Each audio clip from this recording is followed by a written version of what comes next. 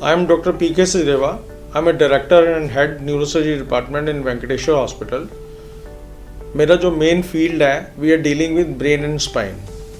हम लोग ब्रेन की सर्जरी करते हैं और स्पाइन की भी सर्जरी करते हैं. लोगों के मन में एक वहम है, एक भय है कि स्पाइन की सर्जरी कराने से पैरालिसिस हो जाता है, जो कि एक मिथ है. अगर स्पाइन की सर्जरी ठीक इंडिकेशंस के साथ ठीक टाइम पे की जाए तो पेशेंट को नियरली 100% रिलीफ मिलता है. सर्जरी का तरीका ठीक होना चाहिए, सर्जरी की इंडिकेशन ठीक होनी चाहिए और पेशेंट फिट होना चाहिए सर्जरी के लिए. कभी भी किसी को पैरालिसिस नहीं होता है. आज मैं आपको अपने एक इंटरनेशनल पेशेंट के बारे में बताऊंगा. हमारे ये पेशेंट हैं मिस्टर देवकोटा, जिनकी उम्र की 39 ईयर्स है, जो नेपाल से आए हैं हमारे पास इलाज कराने के लिए. नेपाल में इनको पिछले 3 से 4 महीने से कमर में दर्द हो रहा था और कमर का दर्द जो है ये टांग के अंदर भी जा रहा था. कमर इनका MRI वहाँ पे हो गया था. वहाँ पे इन्होंने ऑर्थोपेडिक स्पाइन सर्जन को दिखाया था और न्यूरोसर्जन को भी दिखाया था.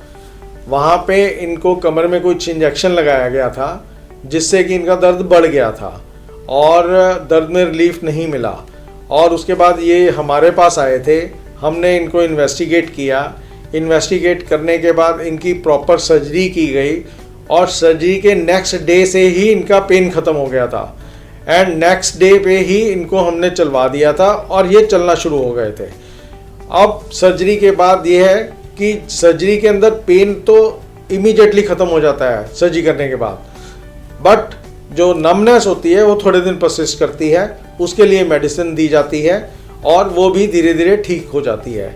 जो भी इनकी मसल पावर वीकनेस थी वो सर्जरी के बाद बिल्कुल इम्प्रूव कर गई है और अब ये आराम से चल सकते हैं और आराम से अपनी रूटीन एक्टिविटी कर सकते हैं.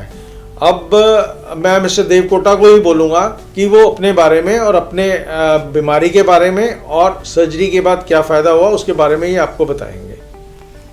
नमस्ते, मेरा नाम मीन देवकोटा है. मैं नेपाल से हूँ. मेरा कमर में दर्द 3 महीने पहले से हो रहा था.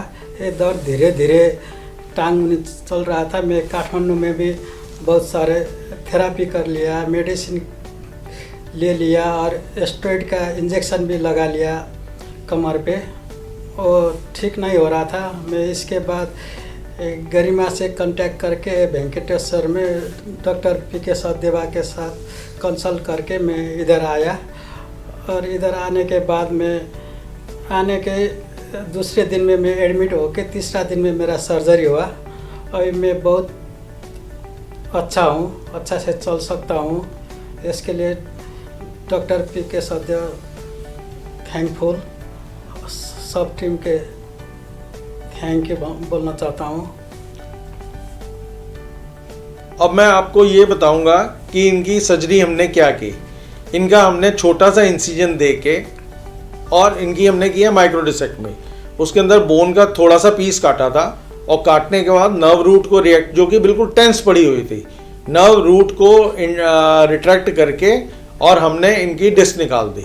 और डिस्क निकालने के बाद इमीडिएटली ही ऑपरेशन थिएटर से जब ये बाहर आए थे तो ही स्टार्टेड सेइंग कि नहीं, मेरे को अब दर्द में आराम है. एक SLR नाम का टेस्ट होता है जिसमें हम देखते हैं कि SLR कितना रेस्ट्रिक्टेड है. अगर नर्व रूट की प्रॉब्लम होती है तो उसमें SLR रेस्ट्रिक्ट कर जाता है. तो इनका SLR immediately after surgery improve कर गया था एंड ही स्टार्टेड वॉकिंग. तो बेसिकली मैसेज हम ये देना चाहते हैं कि स्पाइन सर्जरी अगर ठीक इंडिकेशन के साथ की जाए, ठीक तरीके का प्रोसीजर किया जाए तो उसके रिजल्ट जो है नियरली 100% होते हैं. स्पाइन के अंदर हर स्पाइन को फिक्स करने की ज़रूरी नहीं होता है. हर स्पाइन को फिक्स करने की ज़रूरत नहीं है. कुछ जगह पे आपको माइक्रोस्कोपिक ज़रूरत होती है, कुछ जगह पे आपको एंडोस्कोपी की ज़रूरत होती है.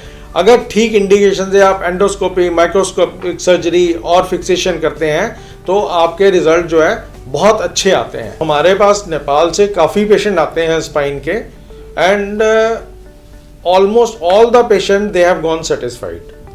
उनको सर्जरी के बाद काफ़ी अच्छा रिलीफ आया है एंड तो अपने दिमाग से ये वहम निकाल दीजिए कि स्पाइन सर्जरी से कॉम्प्लिकेशन होती है.